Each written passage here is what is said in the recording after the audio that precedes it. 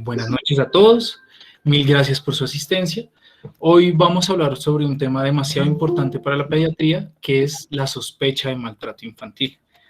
De nuevo, mi nombre es Juan Camilo Mendoza, estudiante de octavo semestre de la Universidad Nacional de Colombia, pues de Medicina, coordinador del Grupo de Interés en Pediatría de la Universidad para este año 2021.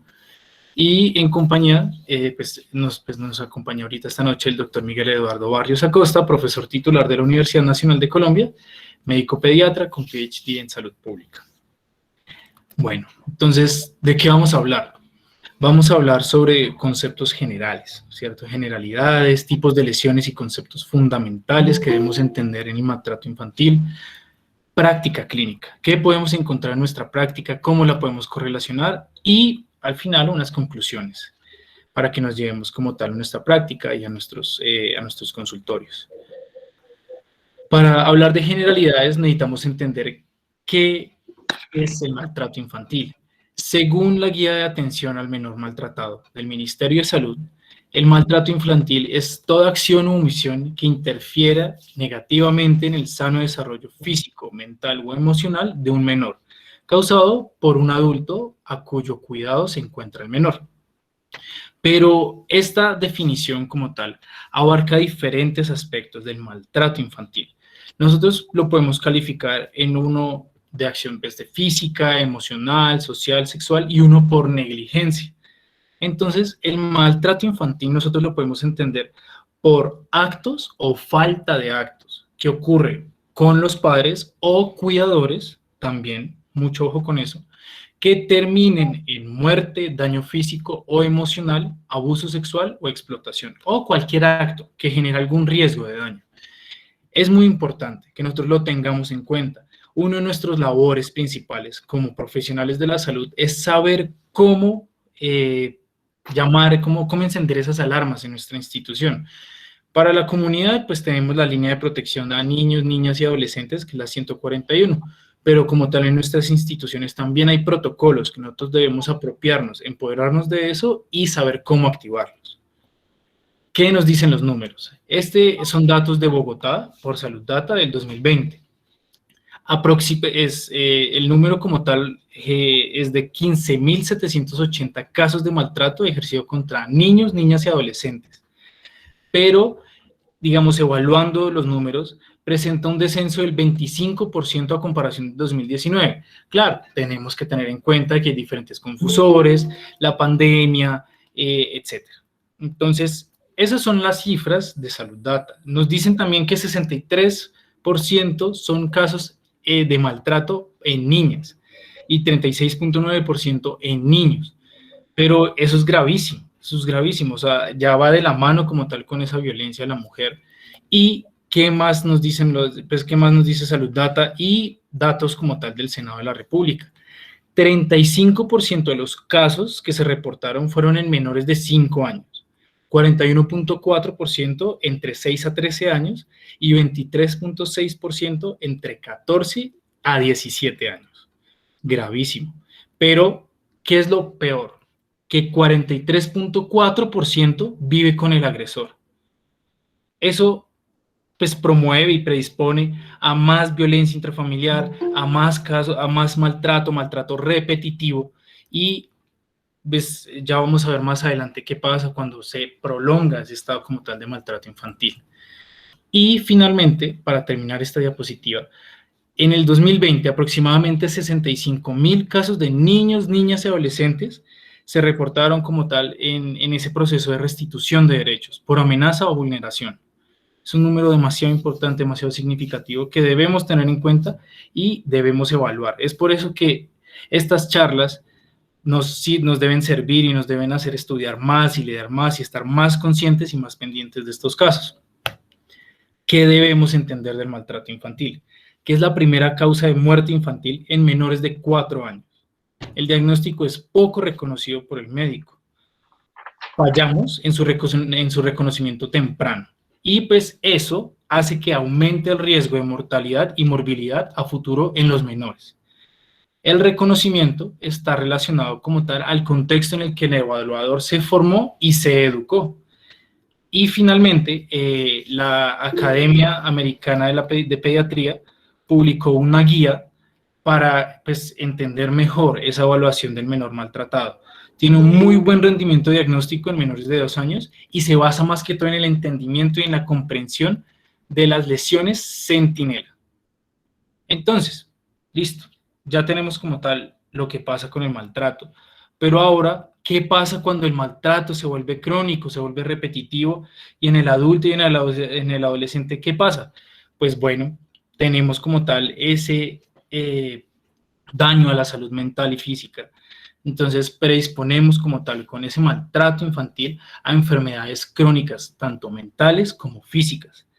Entonces, vamos a ver, el adulto, pues, con antecedente de maltrato infantil suele tener muchos más problemas de salud.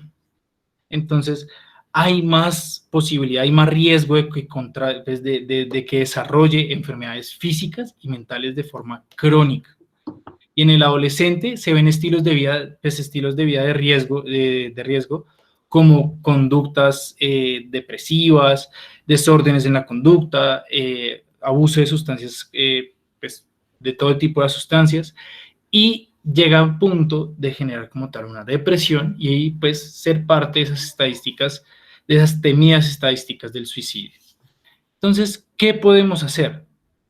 Entender, ¿cierto? Entender que todo este maltrato físico va a generar un estrés tóxico en nuestros niños, un estrés tóxico en nuestros adolescentes, y todo eso va a repercutir en su futuro, en su vida de adulto, en su adultez. Bueno, ¿qué pasa? Que nosotros vemos una mayor tasa de maltrato o pues una mayor prevalencia de maltrato infantil en la población discapacitada. Entonces, hay mucho desconocimiento acerca de cómo criar, cómo pues, subsistir y convivir con niños que tengan diferentes tipos de discapacidades. Los papás se estresan, no comprenden, y es ahí nuestro rol como profesionales de la salud, hacer que ellos entiendan, hacer que ellos, digamos, disfruten como tal esa paternidad. Debemos tener en cuenta que todo esto, aunque sea algo verbal o físico, va a repercutir bioquímicamente. Digamos, ahorita que está toda esa fama de ver qué molécula se aumenta, qué molécula disminuye, todo esto va a repercutir en la función neuroendocrina, cerebral e inmunológica, que son los 3 sistemas que nos ayudan a contrarrestar el estrés externo. Entonces, bueno, todo ese estrés externo que nos genera como tal el maltrato infantil y todo, nos va a generar un estrés tóxico que va a promover como tal cambios y pues va a ser parte de esa fisiopatología del maltrato infantil, generándonos problemas a futuro. Con los niños vamos a tener primero un problema con el neurodesarrollo, si el maltrato se da de forma temprana, siguiendo así con un problema en el rendimiento escolar y terminando con una alteración en la función laboral.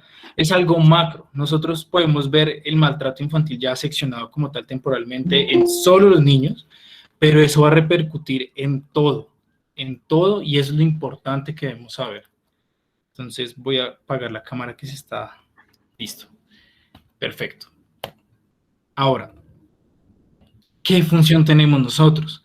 Entonces, nosotros hacemos parte de esa atención primaria en salud. Somos los médicos de primer nivel, somos los profesionales de la salud que vamos a ver a los niños, que vamos a ver a esos niños entrar a nuestras instituciones y debemos ver qué signos tienen, si hay sospecha de maltrato o no. Va a ser nuestro primer encuentro, nuestro primer acercamiento y nuestra primera sospecha. Con eso podemos salvar una vida humana. Debemos recordar que algunos estudios describen que cerca del 20% de los casos de homicidio infantil, pues los niños de esos casos tuvieron contacto con un personal de salud al menos un mes antes de que ocurriera el hecho. Y cómo podemos ver, digamos, con nuestro ojo de profesional de la salud, que el niño pues, es sospechoso, pues está como en sospecha de maltrato infantil.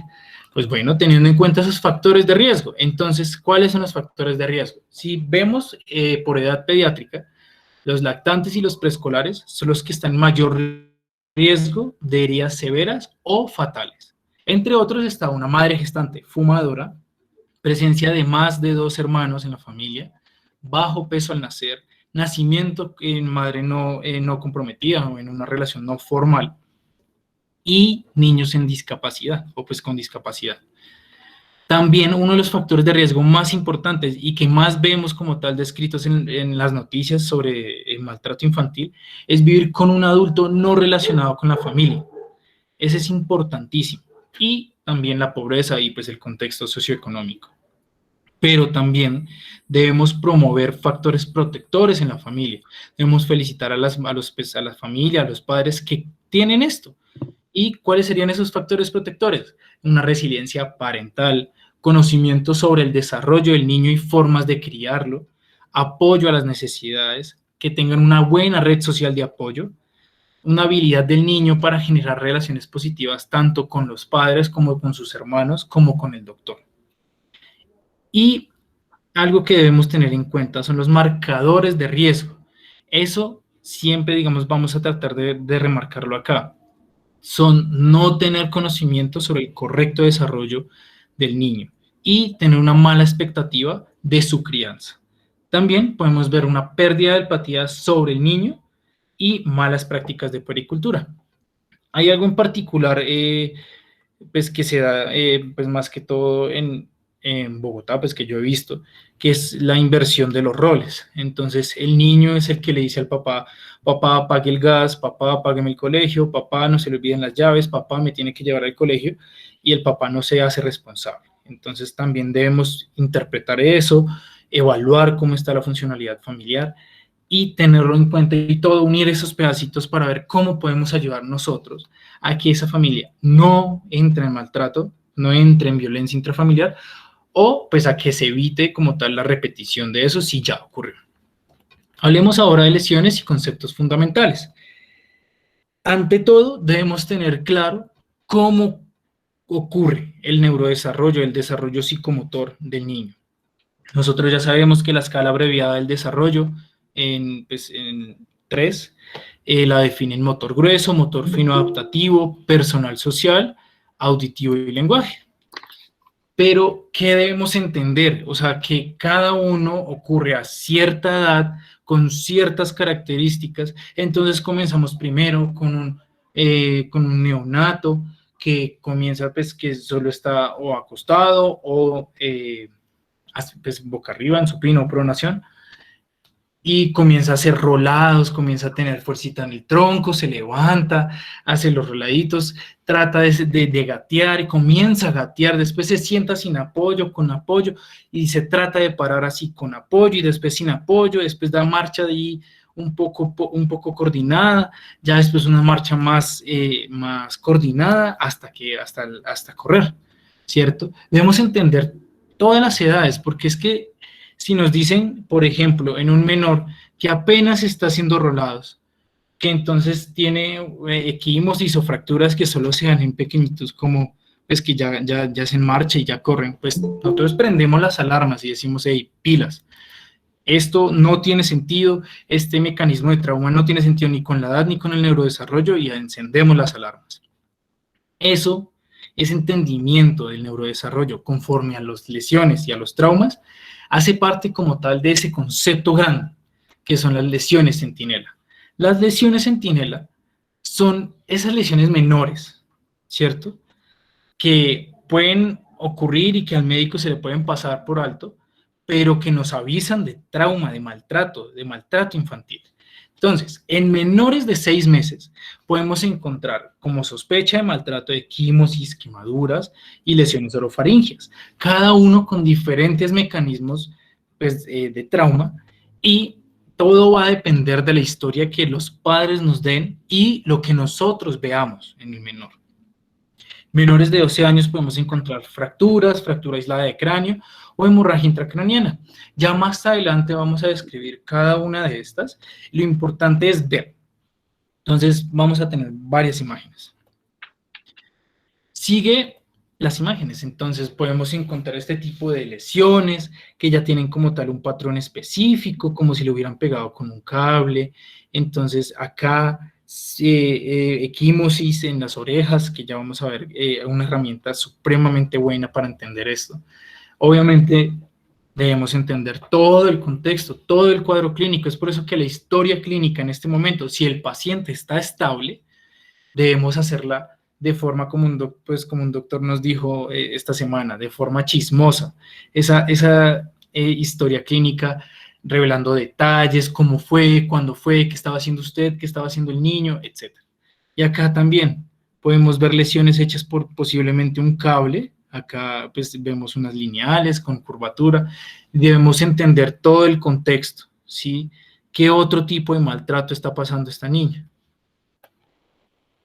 Y las quemaduras. Lastimosamente podemos ver quemaduras con objetos que nos ayudan, pues, que tiene el carro, como esos encendedores de cigarrillos, también con cuchillos calientes en forma de malla, les apagan los cigarrillos como en esta lesión, los queman con la plancha. Entonces debemos entender que esos padres pues necesitan un poco más de ayuda, esos menores están en riesgo. Están en riesgo de que ocurra algo peor, no solo una quemadura, sino como tal un golpe en la cabeza o un golpe tóraco-abdominal, que puede ser peor. O una inmersión, ¿no?, que genere pues esas quemaduras por inmersión graves, con patrones irregulares, y se ven muy deteriorados esos niños. Entonces, por ejemplo, acá podemos ver lesiones orales en el frenillo, y acompañado a estas lesiones orales, siempre es importante que así haya una sospecha de maltrato, revisemos la dentadura del niño, la cavidad oral, para ver cuántas caries, si hay caries o no, si hay, digamos, signos que nos dejen reconocer esa negligencia por parte de los padres. Vemos que hay pobre higiene dental, hay muchas caries, hay caries severas, y también podemos verlo a simple vista, si el niño llega, digamos, un poco sucio, que no lo han bañado. Necesitamos preguntar todo ese tipo de antecedentes. ¿Qué tal es la higiene bucal? ¿Qué tal es la higiene corporal? ¿Cómo hacen todo eso? Si los padres muestran como tal negligencia, falta de atención al menor, en esto nos enciende las alarmas también. Lastimosamente también podemos encontrar fracturas. Entonces, fractura del radio y del cúbito. Entonces, dependiendo en qué edad, cuál fue el mecanismo, si nos dicen que no, eso fue de menor de 6 meses que se cayó de una altura pequeña, eso es como raro, ¿no? No cuadra la historia. Y acá una fractura de tibia, y también acá en la metáfisis, que también es una fractura altamente específica para sospecha de maltrato. Y bueno, siguiendo un poco más con las lesiones centinela, en menores de 24 años podemos encontrar fracturas de la costilla, traumas abdominales, lesiones genitales y hemorragia subconjuntival. En este caso, podemos ver como tal fracturas de las costillas de forma lineal, tal vez el mecanismo fue un trauma vertical. Y acá también podemos ver múltiples fracturas de costilla.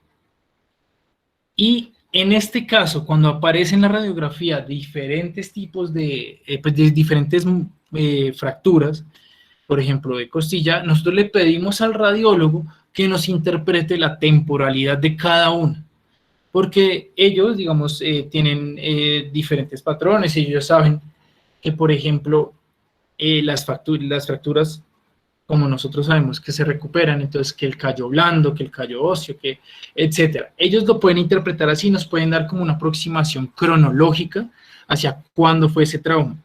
Si sospechamos, si vemos en la radiografía múltiples fracturas con diferente temporalidad, eso es un llamado de atención a que encienda las alarmas y diga, este menor está pasando por un trauma repetitivo.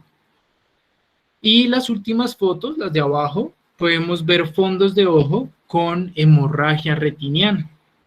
Eso pues hace parte de los signos del síndrome de bebé zarandeado. Y pues esto, digamos, en conjunto con los oftalmólogos del servicio, lo iríamos evaluando, y ya estaría como tal en recuperar como tal la salud de este menor, y también sus derechos, la restitución de los derechos del menor. Acá podemos ver diagramas de cómo puede ser lastimado o lesionado el menor. Hemos escuchado en las noticias que los amarran a las patas de la cama, y entonces van a tener como tal esas lesiones por esas cuerdas que las amarran, o tanto en las muñecas como en los tobillos, cachetadas que les dan. pues que les pegan con cables, con el cable del televisor o de la plancha, mordiscos, y los mordiscos van a tener como tal esto, la arcada dental, puede ser con una equimosis central o no. Hay diferentes tipos de lesiones, pero digamos que haciendo esta revisión para la presentación, los dividí en estas. Entonces, el maltrato físico, nosotros lo vamos a estudiar y abordar haciendo una muy buena historia clínica, teniendo en cuenta el cuadro clínico del paciente, la explicación del mecanismo como tal, que eso lo vamos a sacar de esa historia chismosa, y si el paciente está estable o no. Si no está estable, nosotros lo necesitamos estabilizar sí o sí. Primero va la vida y después ya vamos evaluando qué pasó con el menor, cómo llegó hasta acá y todo. Entendiendo también las lesiones centinela.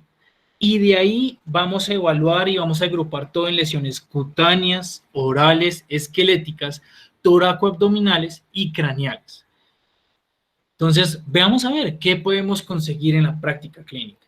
Entonces, como anteriormente se los había dicho, nosotros vamos a hacer una historia clínica chismosa, pero nosotros con las preguntas tendemos a que los padres se vayan por donde nosotros queremos que se vayan, pero en esta vez nosotros tratamos de que el relato sea fluido y sin interrupciones. Las únicas preguntas que se deberían hacer son para detallar cierto tipo de cositas. Si a usted no le cuadra algo, pues que nos detalle y cómo fue ese mecánico, cómo se cayó, qué estaba haciendo mientras tanto, etc. ¿Qué estaba haciendo tanto el padre como el hijo cuando ocurrió la lesión? Debemos entender y ser demasiado específicos con ese mecanismo traumático. Debemos evaluar esos síntomas después de la lesión y siempre tener en cuenta el neurodesarrollo. Si es posible, si la situación lo permite, preguntar a los cuidadores por separado, si es que vienen los dos. Y debemos tratar de obtener la información sobre cómo era el niño antes y después de la lesión, para tratar de abordar como tal esa línea temporal imaginaria que nosotros nos hacemos en la cabeza de cómo pasaron los eventos, una historia de la enfermedad actual muy completa, muy bien hecha y demasiado detallada. Ahora, nosotros nos preguntamos después de terminar pues como tal esta parte de la historia, ¿tiene sentido esa historia del trauma, ese mecanismo con la edad del paciente y el desarrollo psicomotor? Si es así, pues debemos entender cómo sucedió ese trauma, ¿seguimos sospechando de maltrato o no? Pero si no es así, encendemos las alarmas, activamos el protocolo y seguimos con nuestro paciente. Nosotros no lo dejamos y no terminamos la historia del paciente apenas ya encendamos las alarmas, y si estamos en otro hospital que necesitemos remitirlo al niño, nosotros aún así tenemos que reportarlo. Tenemos que hacer como tal ese reporte de maltrato infantil. Entonces, bueno, siguiendo como tal, debemos hacer esa valoración integral del paciente, evaluar los antecedentes sociales, familiares, cómo es la familia, quiénes viven en la casa, etcétera. Todo muy completico. Vamos a evaluar también cuál es esa forma de premiar y disciplinar al niño. Nos preguntamos, ¿violencia intrafamiliar hay? Y si es así, pues nosotros no lo podemos preguntar así, sino que vamos a ver si los papás se gritan entre cada uno, si son groseros, si se pegan, y si han habido factores exposicionales como tal a drogas de abuso, alcohol, etc. También pues evaluamos ese contexto socioeconómico que hace parte de los factores de riesgo para maltrato infantil. Y ahí en nuestra mente estamos como tal en esa duda. ¿Fue accidental? ¿Fue infligido? ¿Qué va positivo? ¿Qué va en contra? Etcétera. La doctora Clyde hizo como tal esta forma de evaluación, como tal estos puntos que debemos tener en cuenta con la mnemotecnia ABCDE, y pues el doctor Barrios le añadió la F, y vamos a comenzar. Entonces la A, con experiencias adversas de la infancia. Debemos entender como tal si hubo antecedente traumático, antecedente de violencia, antecedente, etc. B, problemas de comportamiento. Bueno, todas estas están en inglés, entonces yo las traduje, pero entonces, bueno, problemas de comportamiento. Si el niño es hiperactivo, si los papás están como, uy, no, ese no se queda quieto, en el colegio le dicen, lo regañan, yo lo regaño en la casa, eso es un problema. C, para lesiones en la piel, como las equimosis, cortaduras, lesiones con patrones especiales y los tatuajes. D, problemas en el desarrollo psicomotor. E, externalización o internalización del estrés. Ahí lo iremos evaluando en la consulta. Si el paciente llega consciente, lo podremos evaluar en la consulta, si es más como retraído o si es más como agresivo, cómo se comporta cuando hablan los padres sobre el tema, si hay una como tal una relación tensa cuando hablan, etc. Y F, para hechos fácticos, como tal, todo lo que hemos hablado anteriormente, explicando el mecanismo de trauma, edad, todo. Entonces, ¿qué debemos sospechar? Una explicación sin relación al trauma, inconsistencia de lesión, teniendo en cuenta patrón, edad y o severidad, capacidad física y neurodesarrollo. Si no sabe montar bicicleta y nos dicen como tal, no, que eso que fue montando bicicleta que se rompió las costillas, pues pilas, ¿no? Si no sabe correr, menos. Entonces, atención a eso. Cuando los padres van y pues piden atención médica, pero de forma tardía.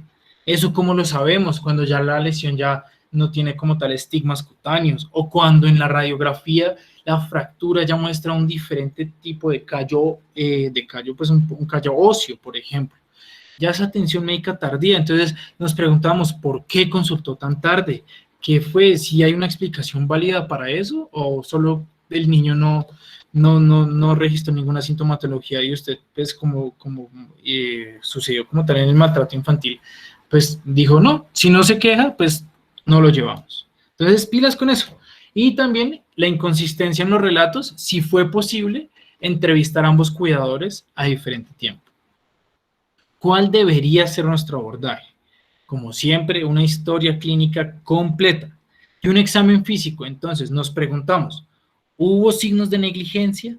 Todo ese examen de la cabeza, de los ojos, de las orejas, de la nariz y de la garganta, pues lo debemos hacer junto con un examen completo de piel.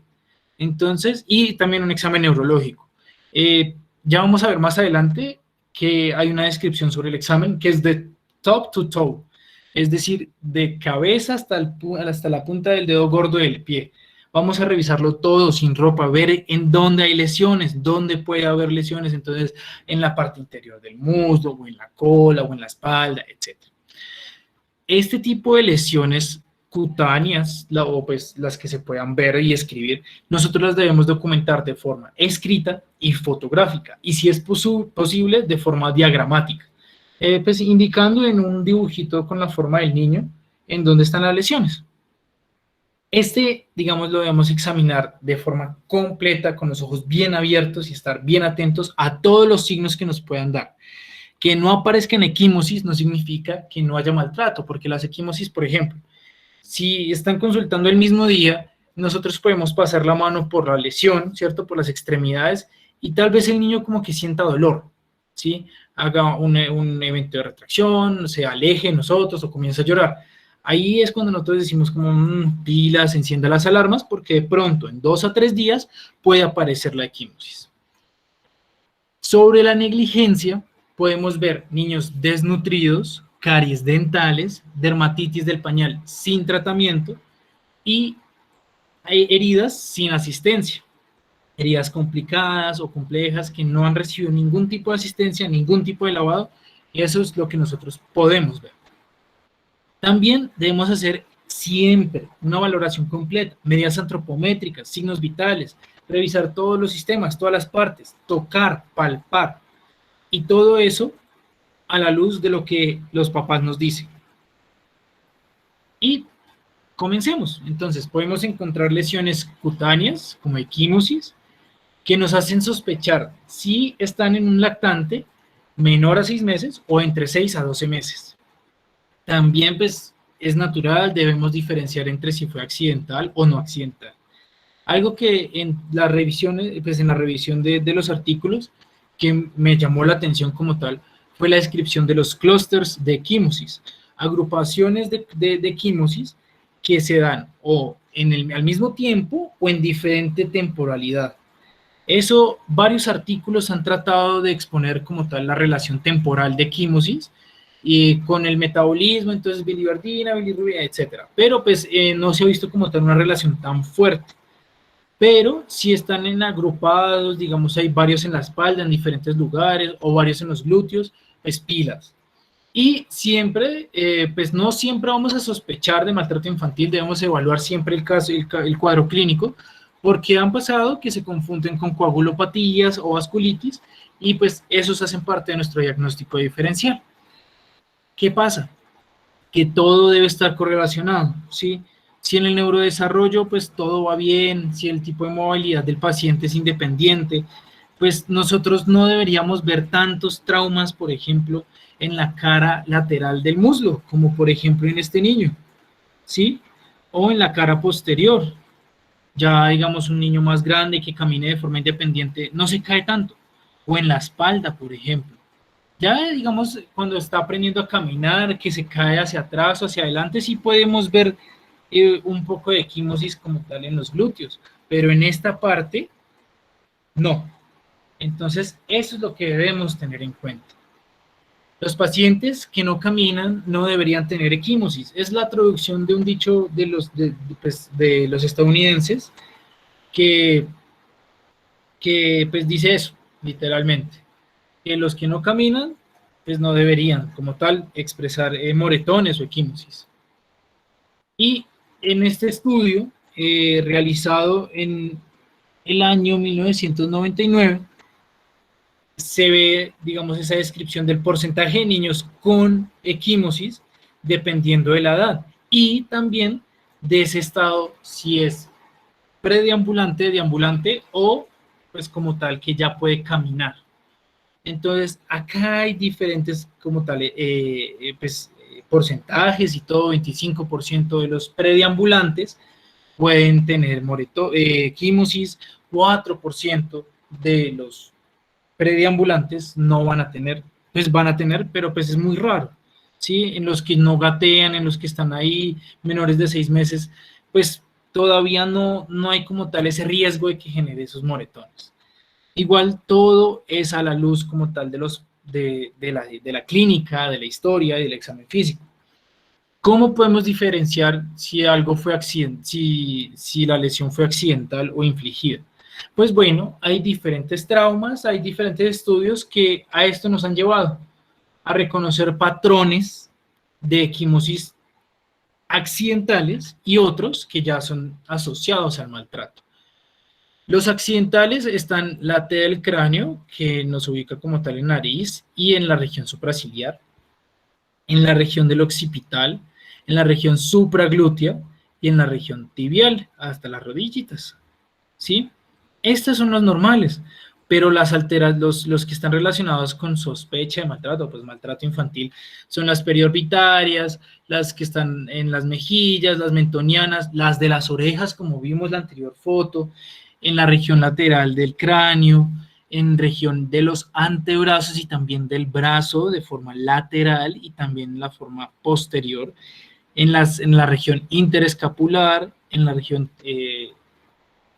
abdomino, lumbar, en la región glútea como tal, posterior de los miembros inferiores, pues en la fosita poplitea, la fosa poplitea y en los muslos también. Eso es patológico, eso nos debe hacer, digamos, encender las alarmas. Eso no es accidental, eso fue maltrato infantil. Entonces, evaluar todo y reconocer como tal esas zonas. También hay diferentes artículos que lo ponen así, un poco más resumido, pero hay varias descripciones de lesiones defensivas donde lastiman o el antebrazo o la palma. Esos ya son lesiones, las lesiones defensivas son cuando el menor, pues el adolescente más que todo, ya un poco más grande, un poco más a la defensiva, como dice su nombre, trata de poner la mano o poner el antebrazo, pero es la forma posterior, ¿cierto? La región posterior o el brazo, para protegerse de los golpes que le proporciona pues, su atacante, su victimario. Hay una herramienta muy, digamos, famosa en este tema, que es el 10-4, Todo está en inglés, pero pues ahí lo traduje. Entonces, la T es de dorso, la E es de orejas, la N es de cuello. Entonces, si encontramos equimosis en dorso, orejas y cuello, encendemos las alarmas. Si es menor de 4 años, encendemos las alarmas porque es sospecha de maltrato infantil. Y si es el menor de 4 meses, es sospecha de maltrato infantil severo. Encendemos como tal esas alarmas, activamos los protocolos, le avisamos a la institución. Y bueno, como es una herramienta, digamos, una herramienta diagnóstica, ¿qué tal es su rendimiento? Pues es muy bueno, tiene una sensibilidad de 97%, una especificidad de 84% como predictor de abuso infantil, predictor de, pues, nos mide como tal la probabilidad de maltrato infantil.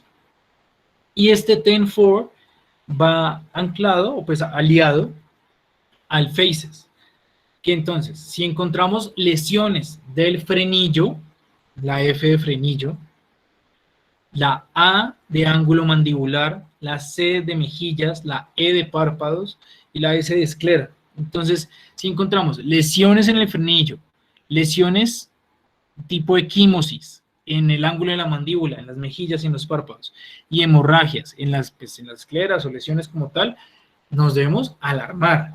Eso es sospecha de maltrato. Y si va unido como tal a ACE-10-4, ya tenemos como tal esa, digamos, ese examen diagnóstico, esa herramienta diagnóstica que nos aumenta esa sospecha y encendemos todas las alarmas.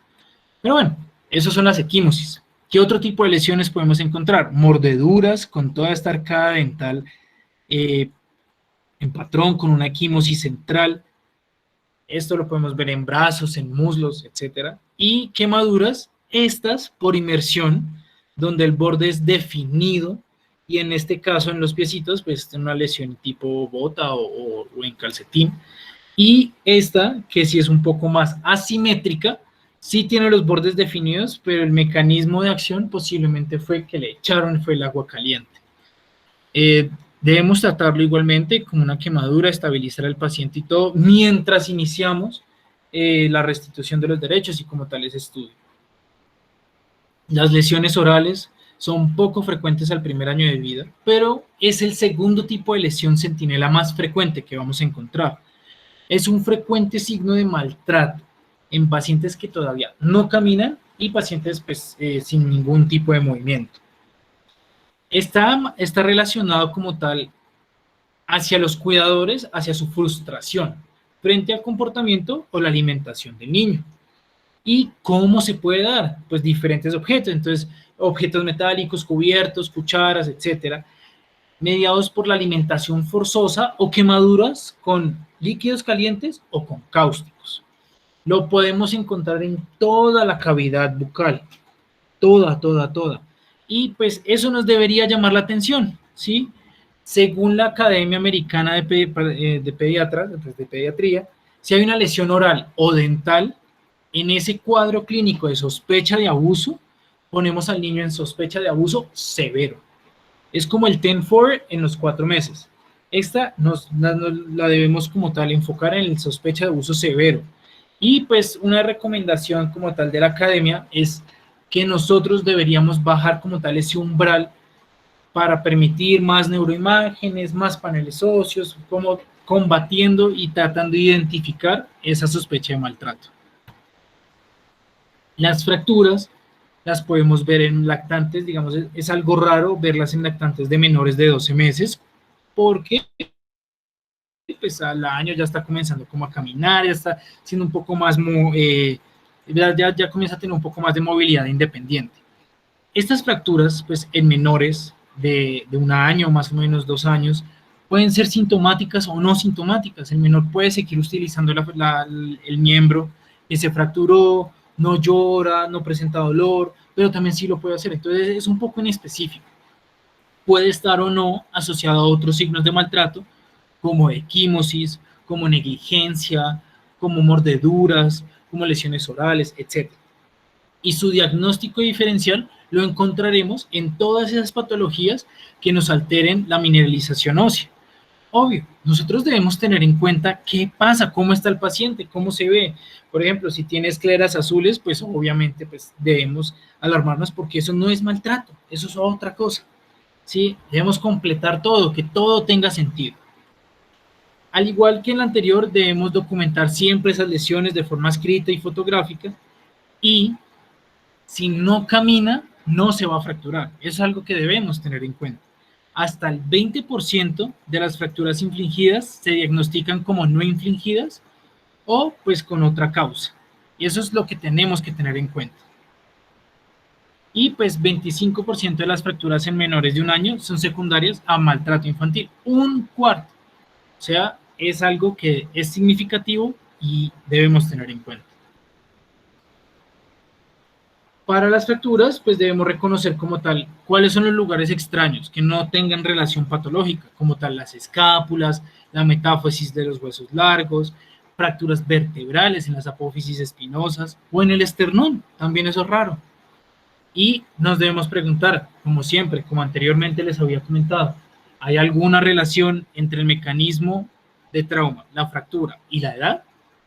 Y como anteriormente también se los comenté, debemos pedir a nuestro amigo el radiólogo pues, una evaluación temporal de todas las posibles fracturas que podamos encontrar. En el panel óseo, que es como tal en inglés lo que se encuentra como Skeletal Survey, podemos encontrar, pues se debería hacer a todo menor de 2 años con sospecha de maltrato infantil, a toda muerte súbita, no esperada o no explicada, en lesión intracraneal no explicada, en antecedente familiar de maltrato infantil, y eso teniendo en cuenta la vida de los hermanos, si es que tiene más hermanos, y en repetir entre 2 a 3 semanas después de la evaluación principal. Esta repetición nos ayudaría como tal a nuestro rendimiento diagnóstico, pues en este caso de maltrato infantil. El doctor Aponte, radiólogo, también profe de la U, nos pues, hizo un artículo sobre la correlación clínica y radiológica en casos del maltrato infantil. Entonces, las fracturas de alta especificidad para maltrato pues, infantil, en especial abuso físico, encontramos las metafisiarias, las de las costillas, las escapulares, las del esternón y las de las apófisis espinosas. Moderadamente específicas, encontramos múltiples fracturas, diferentes estadios de curación, ahí está la evaluación temporal, la separación epifisiaria, fracturas de los cuerpos vertebrales, de los dedos o fracturas de cráneos complejas. Y de baja especificidad puede ser de clavícula, de huesos largos, de cráneos lineales, ya entrando como tal. Entonces, acá interpretamos un paraclínico, ahora lo debemos interpretar a la luz de la historia clínica. Y según la literatura y según como tal esos consensos, está la serie ósea completa, teniendo en cuenta el esqueleto apendicular y el axial. El apendicular, pues están los húmeros, los antebrazos, las manos, los fémures, las piernas y los pies, todas en anteroposterior. Y el axial, tenemos el tórax con sus pares radiológicos, entonces anteroposterior, lateral, oblicua derecha e izquierda, abdomen que incluya la pelvis, anteroposterior, columna lumbosacra, cráneo, etc. Pero como tal en el OMI, en la misericordia, nosotros vamos a hacer entonces del esqueleto apendicular, vamos a tratar de, pues vamos a sacar los húmeros, antebrazos, fémures y piernas en anteroposterior. Luego, en tórax anteroposterior con sus pares radiológicos, oblicua izquierda y derecha. Y el cráneo también con su par radiológico, anteroposterior y lateral. Y si nosotros, digamos, según nuestro juicio clínico y el caso clínico como tal, y nuestro pacientico, creemos que es necesario, pues tomar manos, pies, abdomen, etc. Ahora, hablemos un poco del trauma craneano. Nosotros ya habíamos visto un poco, digamos, del menor zarandeado, del síndrome del niño zarandeado, pero hablemos un poco más. Es raro, digamos, y es sospecha de maltrato que el lactante menor de 1 año tenga clínica de trauma craneoencefálico sin relación a un accidente de tránsito. Eso es lo importante. Es por eso que pues, debemos preguntar y todo. Debemos entender que es la primera causa de mortalidad general y frecuente en los lactantes. Y lo identificamos pues, con la historia clínica y tal vez con la ayuda del examen físico, pero este puede ser inespecífico. Frecuentemente se viene acompañado de hemorragia subdural, hemorragia retiniana, asociada a la lesión cutánea o no, esquelética o visceral. También pues, la visceral con los traumas toracoabdominales. Este maltrato es el que se viene acompañado de mayor mortalidad y estancia hospitalaria en comparación con el trauma craneoencefálico accidental. Por la severidad del cuadro y el pronóstico del paciente, este mismo se beneficiará de una neuroimagen. Entonces, eso es lo que debemos tener en cuenta. La TAC, si creemos, pues, la TAC la hacemos si, pues, tratando de ver si hay algo que operar de forma urgente, y si sale algo anormal en la TAC, hacemos una imagen por resonancia magnética. También, digamos, puede ser que en lactantes lleguen con macrocefalia y hagamos primero una ecografía, pero después de la ecografía deberíamos hacer una imagen por resonancia magnética para estar 100% seguro de lo que nosotros encontramos. Entonces, bueno, ¿en qué podemos pensar? ¿Qué debemos pensar? ¿Qué debemos evaluar? Pues bueno, debemos indagar sobre el mecanismo del trauma, si hubo o no alteración de conciencia, episodios o crisis convulsivas, cómo es el patrón respiratorio, si hay alteración del patrón respiratorio, pues cómo estará el tallo, si hay vómito o no, si hay irritabilidad, fiebre, hiporexia, o si fue un evento breve resuelto inexplicado, que eso como tal tienen sus propias definiciones y sus propias guías de tratamiento. ¿Qué tipos de trauma craneano podemos encontrar? Pues el intencional, el infligido, el no accidental, el abusivo y pues el síndrome del bebé estrandeado. Ese es como tal, es uno de los más problemáticos que hay. Y bueno, ¿qué sucede en ese trauma craneano abusivo? En el que en la abreviación en inglés el AHT. Pues bueno, el examen neurológico va a ser poco sensible en lactantes y se puede ver pues, en relación a hemorragias o edema cerebral sin antecedente, accidente de tráfico, caída de altura, equivalente a trauma accidental severo. Algunas revisiones describen que la mortalidad infantil por caída de altura, pues de una altura normal, digamos de la cama o algo, es muy rara, es de 1 en 1.000.000 más o menos cada año. Entonces, pues, como para tenerlo en cuenta, como un dato curioso ahí que dejamos para esta presentación. ¿Qué tipo de hemorragias podemos encontrar? Subdural, subaracnoidea, hematomas intracranianos. También podemos encontrar hemorragia retiniana y edema cerebral. Todo eso nos puede generar diferentes tipos de cuadros clínicos, que hipertensión endocraniana, etc. Si encontramos que un paciente tiene como tal una lesión hipóxico-isquémica o una hemorragia cerebral sin causa aparente, debemos estudiar, ver por qué sucedió eso, ver de dónde salió, por qué se generó, cuál es su etiología, ¿sí? Y con eso, pues, toda la historia, todos los antecedentes perinatales, prenatales y postnatales. Y debemos siempre tener en cuenta que ese trauma craneano abusivo está relacionado íntimamente con el peligro de muerte. Ahora, ¿cómo entendemos la equimosis y el trauma craneano? Ahí podemos juntar como tal esos dos conocimientos, esos dos tipos de lesiones.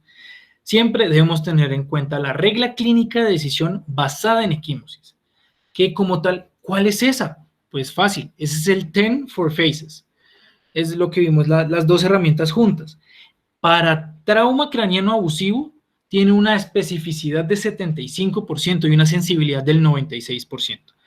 Además, debemos hacer como tal la caracterización psicosocial. ¿Qué significa eso? Pues ver el sistema de protección, si hay o no antecedentes de violencia doméstica, si tuvo que intervenir la policía en algún problema familiar, si hay abuso de sustancias, si hay enfermedades mentales en antecedentes de la familia, antecedentes patológicos como tal de la familia, y si hay una percepción negativa de los padres hacia el menor. Y también debemos tener en cuenta las hemorragias retinianas.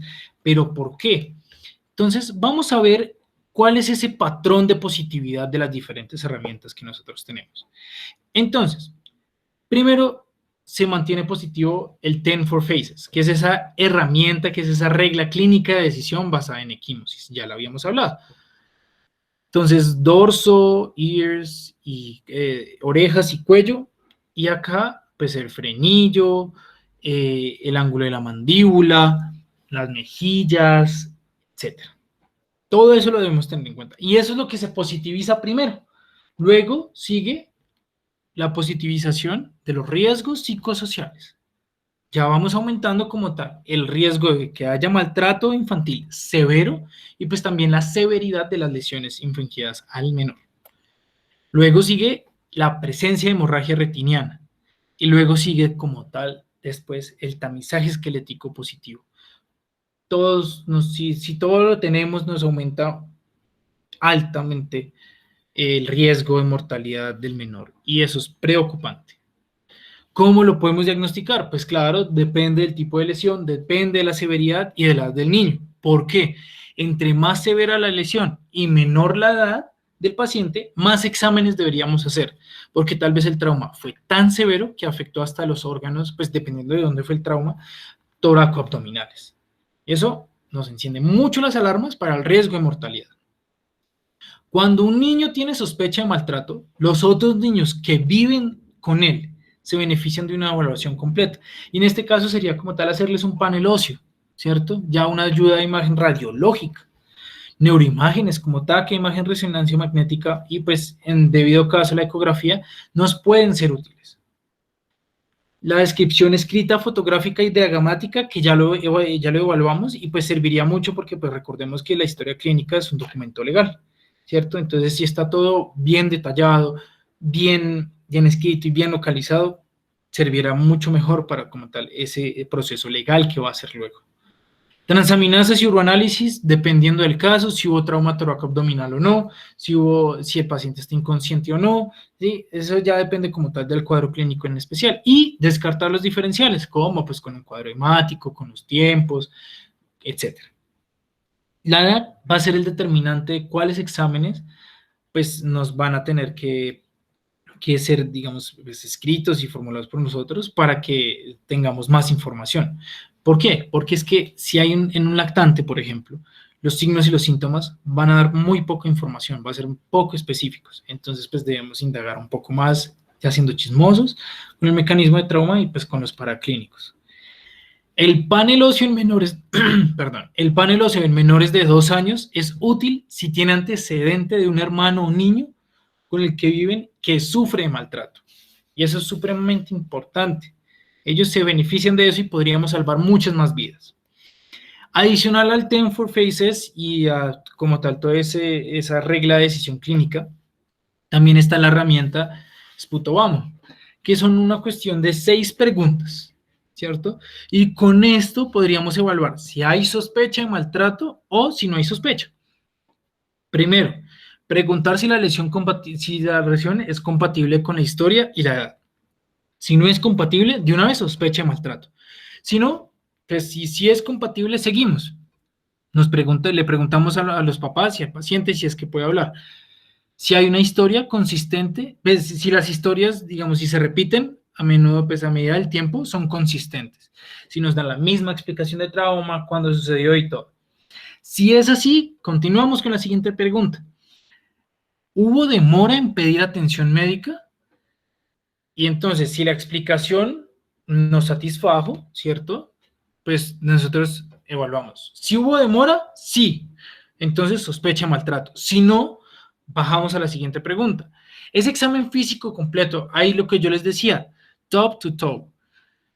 ¿Es sospechoso? Si no es sospechoso, bajamos. Nos explica como tal en los antecedentes, si en la historia clínica hay antecedentes de otro trauma, otra lesión sin explicación. Si no es así, evaluamos el comportamiento y la interacción entre padres e hijos.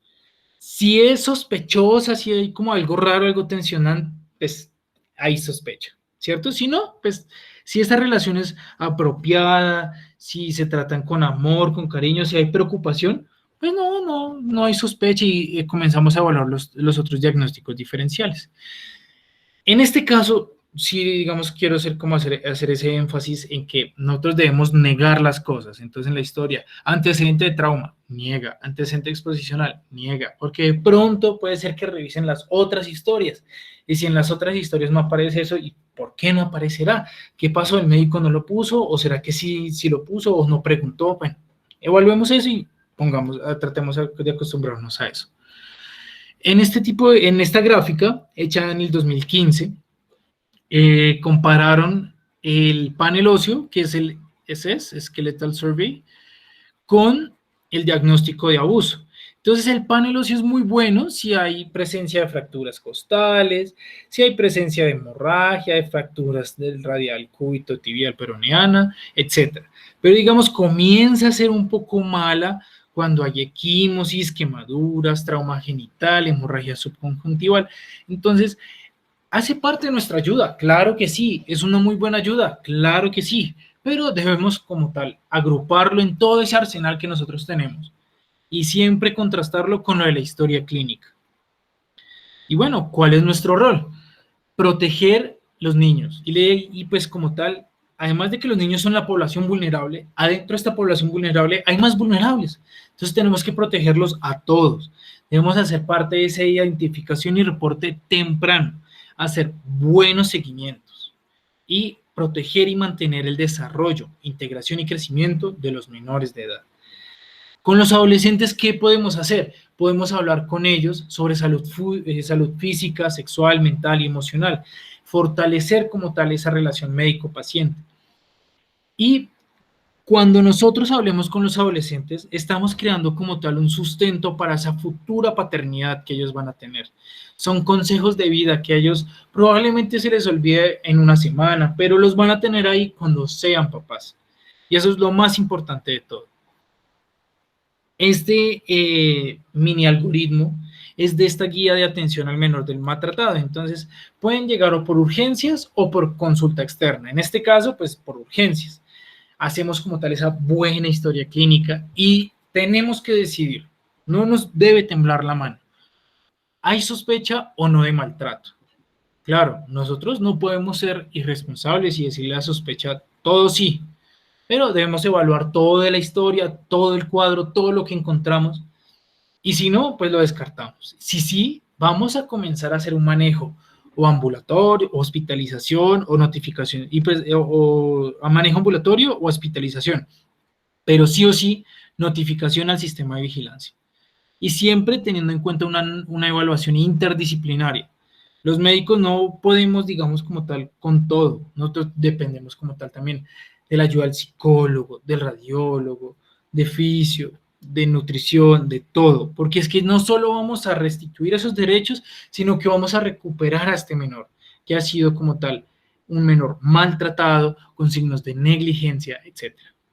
¿Cómo lo podemos prevenir? Pues la Academia Americana de Médicos Familiares nos da diferentes tipos de consejos. Entonces, en este caso, pues la relación médico-familia es lo más importante, tener en cuenta esa puericultura que siempre le vamos a dar a los padres que entren a la consulta, sobre la salud, sobre el desarrollo, sobre la disciplina, sobre la paternidad, sobre diferentes enfermedades, porque ellos no lo saben todo. La paternidad no viene con, pues, como dirían mis papás, el niño no viene con un libro de instrucciones debajo del brazo. Uno aprende, pero también si el médico está ahí para ayudarlo a uno en cada control, es mucho más fácil. Uno termina siendo la red social de apoyo de ellos. Debemos entender y guiar las preocupaciones y frustraciones de los padres y fortalecer como tal esas redes sociales, esas redes tanto sociales como comunitarias de apoyo para estos padres. Entonces, si tienen problemas, pueden ir al psicólogo con uno o a estar con otros padres, como que hagan charlas y cursos que sirven. Al final de cuentas, sirven. Y como les estaba diciendo, la Academia Americana de Médico Familiar nos propone estos 6 tips para una buena paternidad, para prevenir el maltrato infantil. 1. Nosotros debemos obtener y actualizar siempre el antecedente social del paciente. 2. Reconocer las dificultades y frustraciones de la paternidad. 3. Nos debemos preguntar cómo los padres entienden y controlan el llanto de su hijo, el mal comportamiento de su hijo. Reconocer el aumentado riesgo de abuso en niños discapacitados. Evaluar violencia intrafamiliar siempre y depresión postparto, porque eso como tal es un factor de riesgo. Y 6, puericultura sobre la disciplina. Teniendo nosotros esto en cuenta, sabiendo identificar como tal todos los signos y síntomas, nos hará un poco más sensibles hacia el tema del maltrato físico. Y en conclusiones, pues les voy a dejar como tal algo como más personal, ya ha salido como tal de todo lo que hemos revisado hoy. Nosotros haremos parte de esos profesionales en atención primaria. Debemos sensibilizar nuestros ojos, nuestros corazones, nuestro espíritu y nuestro cerebro con el maltrato infantil. Es algo que debemos conocer. Debemos reconocer las lesiones centinela, ayudando al paciente pues, en que las identificamos y a la familia que está siendo afectada por el maltrato. Es que si reconocemos este tipo de lesiones centinela, no solo estamos ayudando a un paciente, estamos ayudando a todo el grupo familiar. Y eso es algo importantísimo. El maltrato infantil tiene más tipos de lesiones que solo las físicas. Es por eso que, pues, por el momento, por el tiempo, solo dimos las físicas, pero debemos entender la integralidad, ¿cierto? Todo bajo un concepto más grande, más general, en nuestra atención e identificar todos los tipos de maltrato. En nuestro sitio de trabajo es nuestro deber como profesionales de la salud, porque acá hay más que solo médicos. En nuestro grupo pues hay enfermeros, hay nutricionistas, hay fonoaudiólogos, fisioterapeutas, etcétera. Es nuestro deber conocer cómo se identifica y maneja el maltrato infantil dentro de la institución. Los profesionales de la salud debemos proteger a toda costa la niñez, tratando de siempre su desarrollo no sea alterado por noxas externas. Así tendremos tanto una familia, comunidad y un país más sano. Y nuestra dedicación hacia la salud debe ser siempre hacia todas las edades y capacidades, hacia todos los sexos, géneros y creencias. Todos debemos ser parte y pues de todos deben hacer parte de esta dedicación hacia la salud. Así que sin más cositas que decir, pues gracias a todos por su atención y esperamos sus preguntas.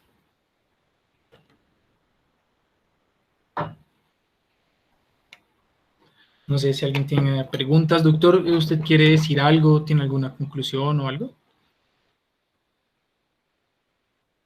Bueno, pues, pues hay que felicitarlo, Juan Camilo, por su compromiso, estudio y presentación. Eh, pues realmente el tema del maltrato infantil es muy amplio.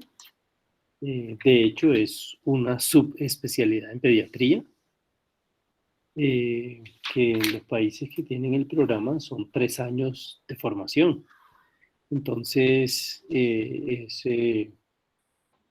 pues digamos, es muy retador tratar como de hacer una presentación sobre todo el maltrato infantil, pero yo creo que usted presentó unos mensajes que son de mucha importancia y pues en particular yo quiero resaltar el valor del grupo. Es de verdad muy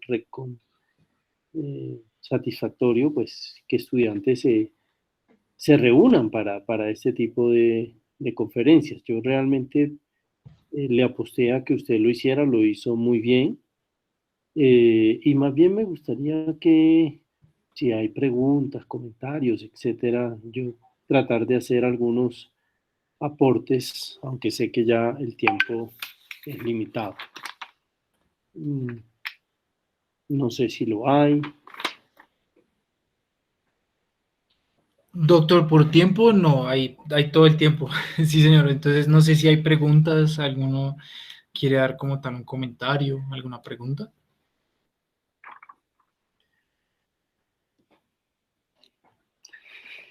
Miren, antes de que se animen, yo creo que un mensaje importante que usted dio, pero que vale la pena reafirmar, es que la violencia contra la niñez es constitucional con la historia de la humanidad. Los historiadores de la niñez, fundamentalmente, por ejemplo, han descrito distintas fases de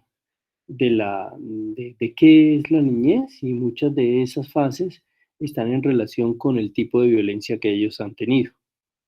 Entonces hay, por ejemplo, un historiador que es Lloyd de Maus, que describe que la primera fase, arrancando él como desde, digamos, desde el periodo de la antigüedad, específicamente en Grecia y posteriormente en Roma, era el infanticidio.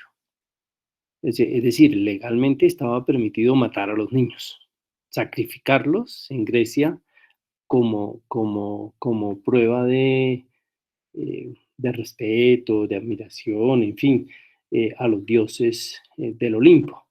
Esto les da a ustedes una idea de, de, de por qué es tan importante que en medicina los médicos en formación se sensibilicen respecto del maltrato infantil, porque realmente es casi que constitucional en términos del relacionamiento entre los adultos con los niños, ¿sí?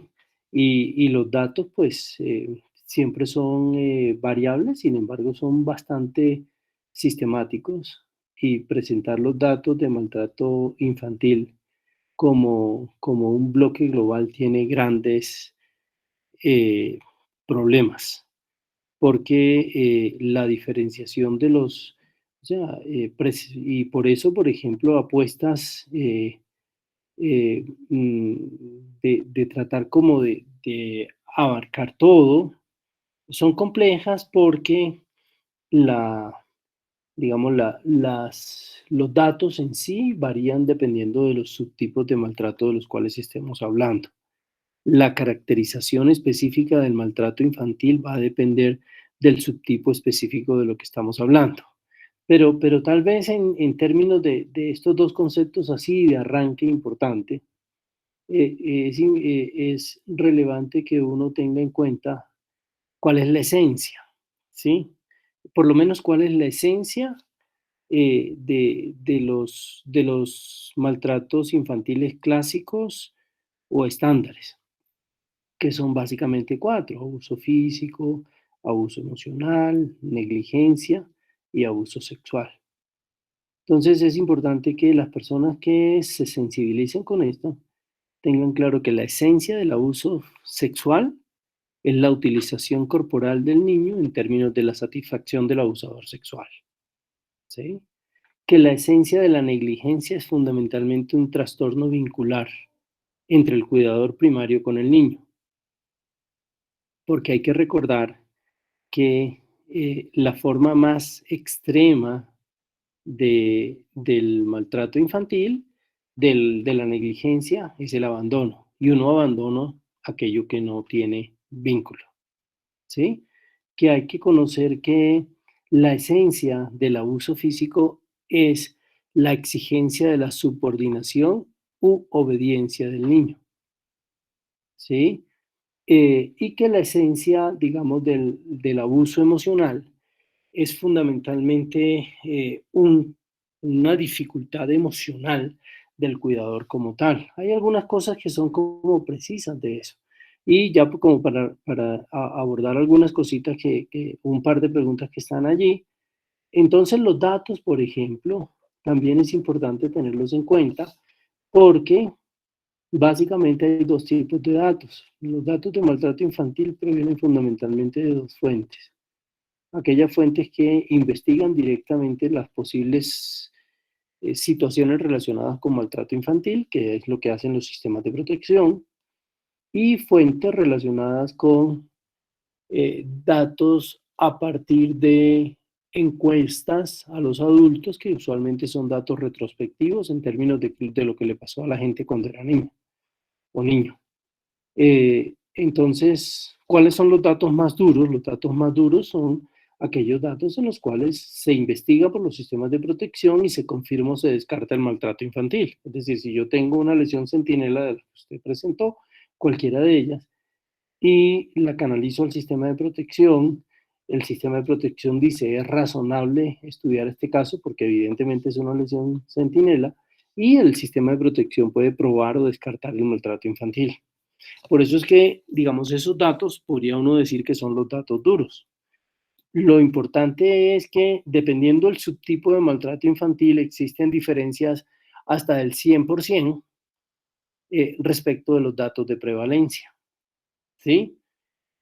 Comparando el dato de investigación versus el dato eh, poblacional en términos de encuestas.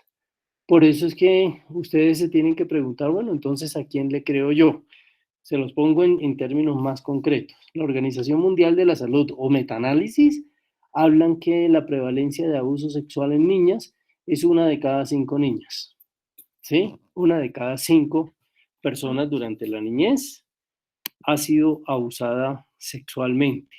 Entonces, en este momento yo estoy viendo que todavía persisten aquí Alicia, Ana Valeria van 2, Ana Victoria van 3, Catalina 4, Celia 5, Gabriela 6, Juana 7, Laura 8, Laura Jiménez 9, Laura Vanessa 10, Lina Andrea, Mónica Andrea, o sea, mal contado, aquí diríamos que tendríamos 3 víctimas de violencia sexual durante la niñez, es decir, durante los primeros 18 años. ¿De acuerdo? Y esos son datos mundiales, además. Pero cuando uno mira los datos respecto de casos probados de violencia sexual, ese dato es que es de 1 a 5, que uno oye eso y lo encuentra absolutamente espantador, ¿sí? Cuando uno toma los datos, uno dice, si yo les pregunto a ustedes, bueno, más o menos cuántas personas hay menores de 15 años en Colombia en este momento según el censo, si estaríamos hablando de 1 en 5, ¿cuántas reportes o denuncias de abuso sexual tendríamos en el Instituto Nacional de Medicina Legal y Ciencias Forenses? Si ustedes miran los datos en el año, usualmente son en promedio más o menos 21.000 casos al año en Colombia totales. De esos alrededor del 85% son a menores de 18 años y esos datos no le dan, ¿sí? Entonces la pregunta es, ¿a qué le creo yo? Por eso es que claramente lo que nosotros vemos en los servicios de salud, lo que nosotros vemos en los sistemas, es apenas el iceberg de una problemática tan grande. Si yo les preguntaría a ustedes a quiénes los cascaron cuando niños, y eso que ustedes son una generación absolutamente distinta de los viejitos como yo, pero seguramente todavía un porcentaje importante de ustedes fueron golpeados por sus papás cuando eran niños. Y eso es maltrato infantil. Yo les digo, sí, eso es maltrato infantil.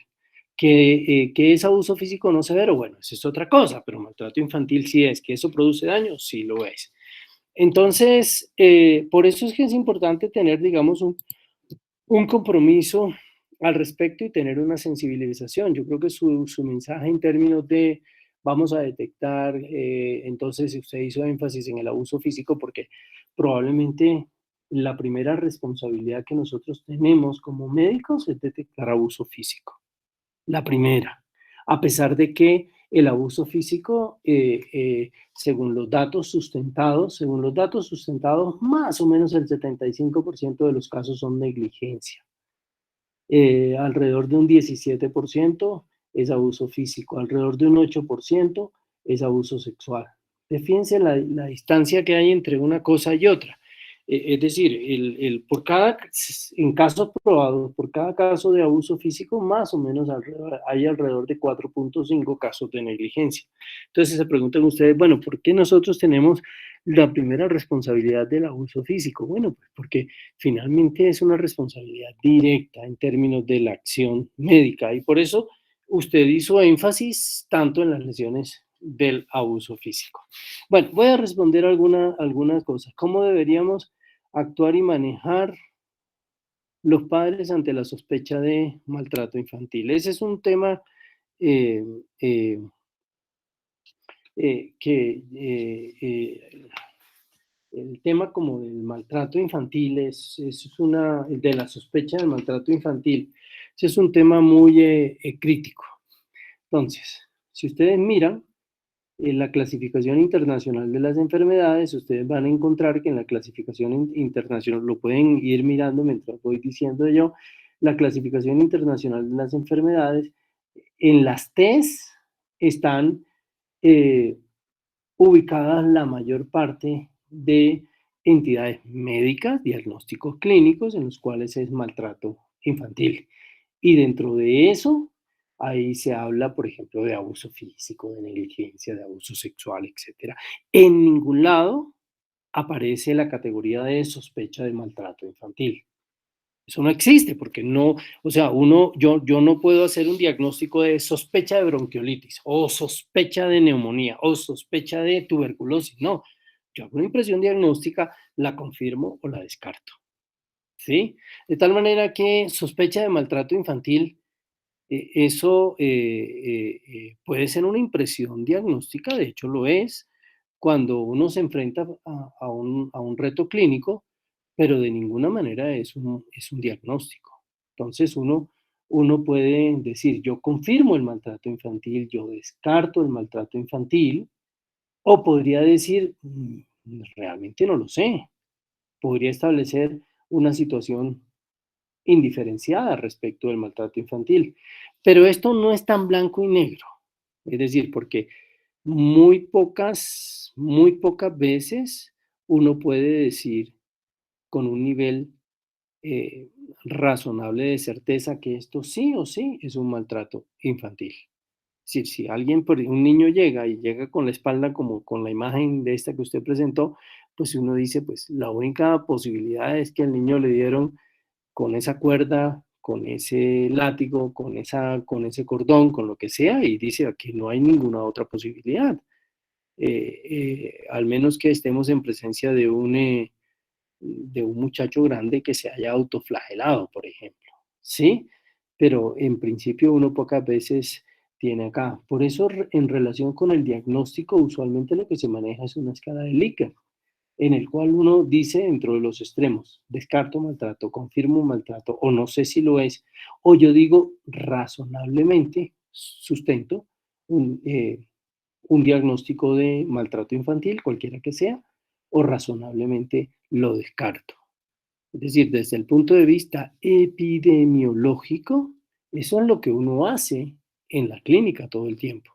Es decir, cuando ustedes, por ejemplo, hacen un diagnóstico de bronquiolitis en un bebecito que le silba el pecho por primera vez, eh, teniendo 3, 4 días antes una gripa, eh, y, y, y básicamente esa es la historia. Ustedes dicen, esto razonablemente parece una bronquiolitis, pero ustedes no pueden estar absolutamente seguros que eso es una bronquiolitis. Ustedes no hacen digamos, un estudio histopatológico de los bronquiolos para determinar que ahí hay un proceso inflamatorio, que ahí, por ejemplo, hay un virus sincitial respiratorio o algo así por el estilo. Igual sucede. Entonces, lo importante es que uno pueda tener suficientes elementos clínicos para decir, yo descarto razonablemente y por lo tanto, pues, ya paro aquí la cosa. O estoy en una situación casi que miti-miti y entonces uno dice, cuando una situación pasa o llega a ese 50%, está obligado a establecer un mecanismo de protección en favor del niño, porque la posibilidad, como usted presentó el dato de que de los niños que mueren por maltrato infantil, alrededor del 20% hay una consulta en el mes anterior al momento de la muerte. Eso es verdad. Eso se puede aumentar algo así como a un 33, 35% cuando hablamos ya no de muerte, sino de lesiones importantes. Por lo tanto, si yo tengo una sospecha clínica, yo debo actuar en primera instancia. Siempre en primera instancia la intervención tiene que ver con proteger a los niños. Siempre, en primera instancia, lo más importante es proteger a los niños.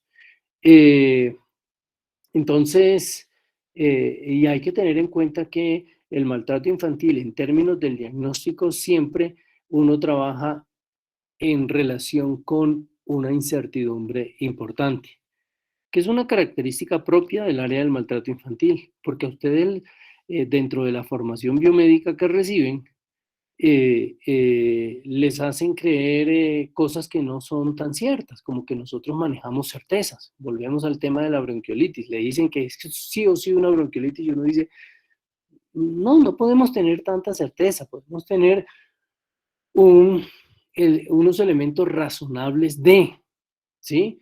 Pero lo que un niño que ingresa con un cuadro de bronquiolitis, de pronto una evolución no satisfactoria podría demostrar que lo que tiene es un cuerpo extraño, por ejemplo, en vías respiratorias bajas.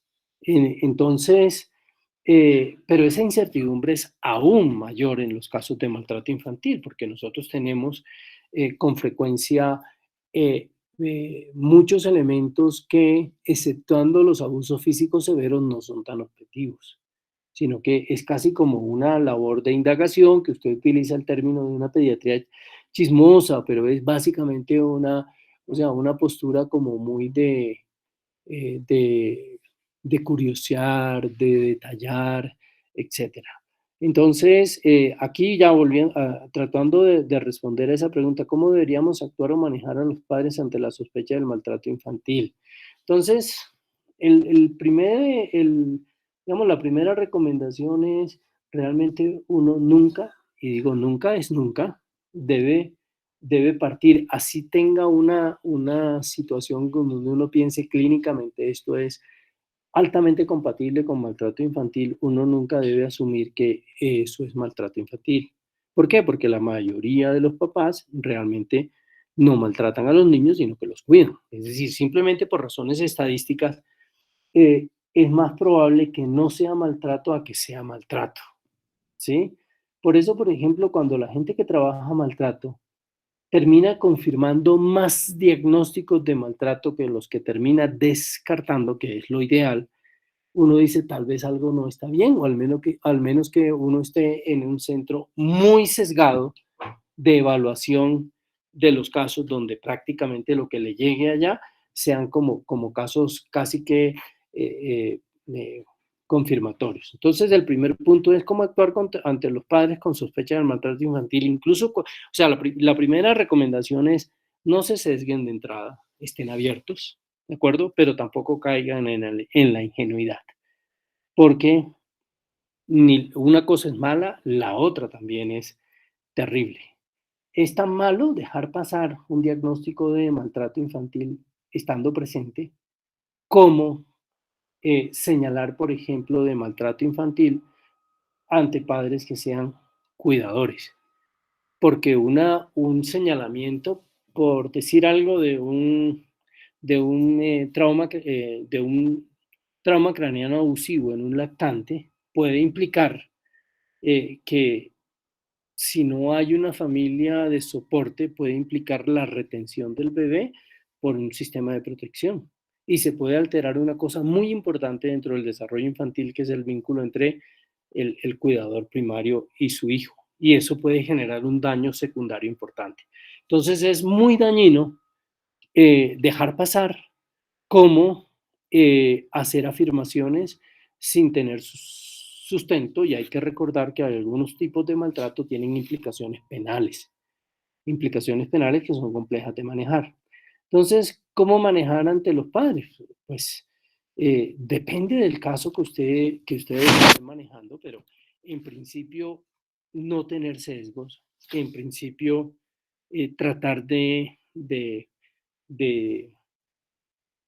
como de ser abiertos y fundamentalmente tener en cuenta cosas que además la epidemiología ha establecido en términos de errores frecuentes clínicos, no solamente aplicados al maltrato infantil, pero también que aplican al maltrato infantil.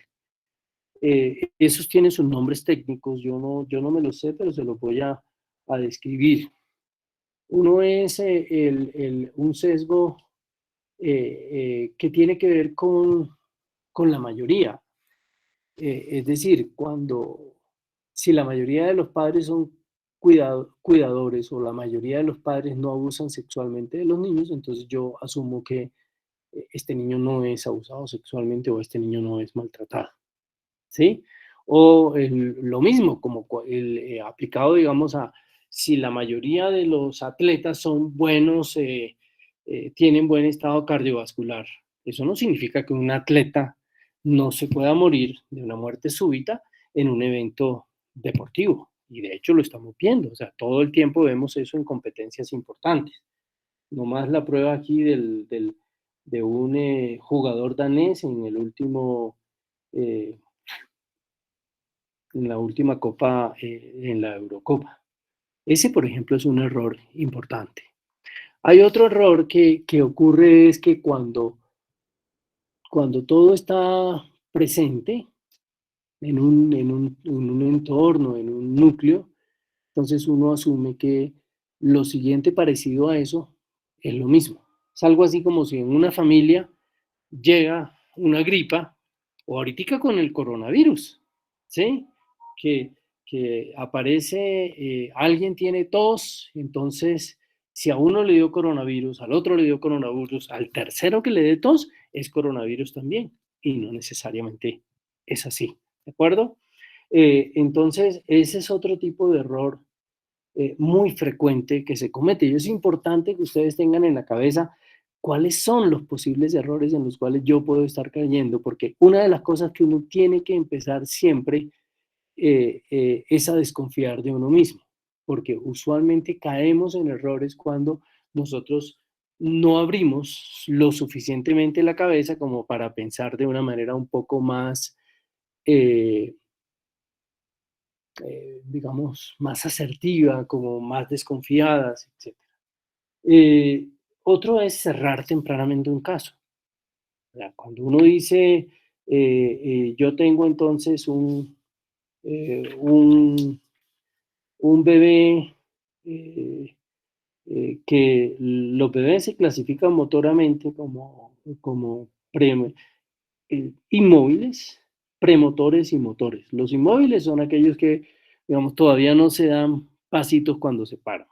Los premóviles son esos, los bebés que se paran y dan pasitos. Y los móviles son ya los que caminan solitos. Entonces, un niño, por ejemplo, inmóvil, en principio, no tiene fractura de huesos largos. Si usted llega a un niño con una fractura de huesos largos y es inmóvil, en principio usted dice, esto es abuso físico hasta que se demuestre lo contrario. Entonces, si le llega, por ejemplo, un bebé con una fractura de hueso largo, usted puede decir, no, esto es abuso físico y chao, cerró el caso. Pero no toma toda la historia clínica, etcétera. Lo cierra muy tempranamente y puede caer en un error. Otro cuarto tipo de error es cuando tiene que ver con el mensaje que usted dio de ser curioso desde el punto de vista clínico, cuando uno simplemente los datos no le empatan, ¿sí? Porque las cosas tienen que empatarle. Si a usted usted está evaluando una lesión y esa lesión no le encaja con el relato, si esa lesión no le encaja con el nivel de desarrollo del niño, si esa lesión no le encaja con algunos datos que son inconsistentes en la historia clínica, usted dice, no, espérese que esta vaina no me está funcionando. Entonces, mm, a los padres hay que manejarlos, digamos, con mucho respeto, no señalar, no acusar, no hacer ningún tipo de juicios de señalamiento y siempre dar la oportunidad de como de creer. Y si uno no cree, uno le tiene que decir a la gente, mire, en términos generales su caso está muy raro, pero los casos raros en medicina existen. Nosotros desde el punto de vista clínico, por ejemplo, ante esta situación, en principio lo primerito que sospechamos es que esta lesión puede ser una lesión infligida o abusiva, pero yo no puedo ser irresponsable de decirle esto a usted, vamos a tomarle porque también hay otras enfermedades, etcétera. ¿Sí? Y yo creo que uno tiene que ser lo más transparente posible con los padres, ¿de acuerdo? Porque finalmente eso le evita a uno, no le evita, pero digamos, disminuye las probabilidades de tener otro tipo de dificultades. ¿Cuáles serían las rutas de activación ante un caso de maltrato dentro del hospital? En general hay tres tipos de rutas que hay. Eh, cuando uno habla de rutas de activación, tiene que ver entonces con articulaciones con otros sectores. Entonces, la primera comilla ruta que hay es la ruta o las responsabilidades de tipo epidemiológico. Es decir, todo caso relacionado con maltrato infantil, con violencia, entonces, es decir, en este caso de violencia contra los niños, requiere que el caso eh, por obligación, se notifique al sistema epidemiológico de violencia, por ejemplo, en Bogotá, para registrar el caso. La segunda activación tiene que ver con el sistema de protección. Repito, si yo razonablemente pienso que un niño puede estar sometido al maltrato infantil, tengo que reportar. el caso al sistema de protección para que el niño lo proteja. 3, tengo que activar al sistema de justicia cuando sospecho que hay la presencia de un delito, sea un abuso sexual, sea un abuso, un abuso físico severo, que eso se tipifica como lesiones personales, intento de homicidio u homicidio, cuando ya el niño llega muerto o se muere en términos de las lesiones. Entonces, esas son como en general las rutas que se activan, y obviamente pues una cuarta ruta que hay que activar son las rutas de seguimiento y de atención clínica que requieren los niños dependiendo de las condiciones en las cuales llegan. ¿En qué instituciones se recomienda realizar el curso de abordaje de las víctimas de violencia sexual? El Ministerio de Salud tiene un curso que es un curso realmente bastante pobre, que se hace por la plataforma del SENA, y es el curso formal de atención integral a las víctimas de violencia sexual. Realmente se llama el modelo de atención integral a las víctimas de violencia sexual, modelo de atención integral en salud. Pero, digamos, ese es otro tema, y lo que hay que decir es que eventualmente hay que estudiar más de lo que se dice en ese curso. Yo creo que por tiempo estas son como algunas de las reflexiones que podríamos hacer acá. Les agradezco mucho la invitación y me alegra mucho que estén en este proceso. Gracias, doctor, por sus aclaraciones, por sus reflexiones y pues por responder las preguntas de mis compañeros. También gracias a todos los que asistieron y esperamos vernos en la siguiente. Gracias, doctor. Bueno, buenas noches. Hasta luego.